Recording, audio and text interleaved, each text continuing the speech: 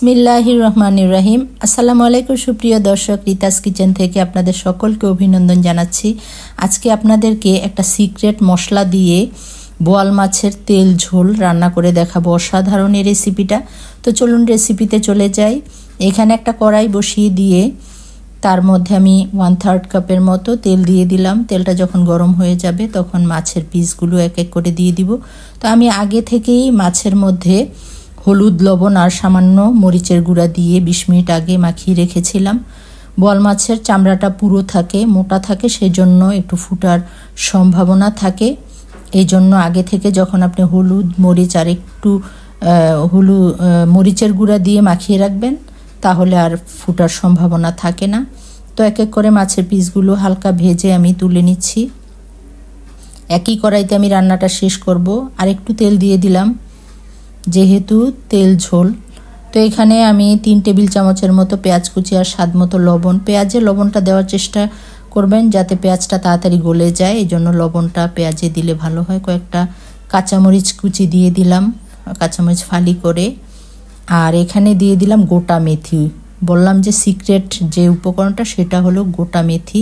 আর 1/2 চা চামচ করে হলুদ গুঁড়া, ধনিয়া গুঁড়া, জিরা গুঁড়া দিয়ে দিলাম। আর 1 চা চামচের একটু বেশি দিয়েছি মরিচ গুঁড়া। আর দিয়ে দিলাম এখানে টমেটো পিউরি, ফ্রোজেন করা ছিল, এটা দিলে গ্রেভি হয় তরকারিটা। আর 1 চা চামচ করে দিয়ে দিলাম এখানে আদা রসুন পেস্ট।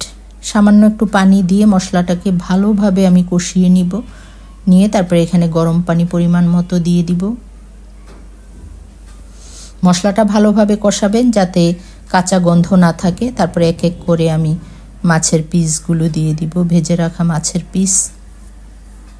তারপর যে পাত্রের মধ্যে নিয়েছিলাম মাছ ভেজে সেটা ধুয়েও আমি একটু পানি দিয়ে দিলাম। একটু নেড়ে চেড়ে দিয়ে তারপর ঢাকনা দিয়ে ঢেকে দিব 2 মিনিটের জন্য। 2 মিনিট পর ঢাকনা খুলে নিচ থেকে একটু আমি নেড়ে চেড়ে দিব।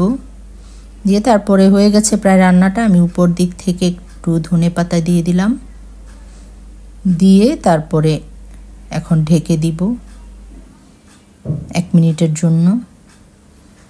হয়ে গেছে রান্নাটা আমার। এখন পরিবেশন করে আমি একটু দেখাচ্ছি। দেখুন কতটা সুন্দর হয়েছে, খেতে অসাধারণ হয়েছে। এভাবে আপনারা গোটা মেথি দিয়ে যদি এই রান্নাটা করেন তাহলে অসাধারণ টেস্ট হয় খেতে। একবার অবশ্যই ট্রাই করবেন বাসায়। তো আমার রান্নাগুলি যদি ভালো লাগে লাইক, কমেন্ট, শেয়ার করবেন এবং আমার ইউটিউব চ্যানেলটা সাবস্ক্রাইব করে দিবেন। আগামী পর্বে আবার যে কোনো নতুন রেসিপি নিয়ে হাজির হব ইনশাল্লাহ। সেই পর্যন্ত ভালো থাকবেন, সুস্থ থাকবেন। আল্লাহ হাফেজ।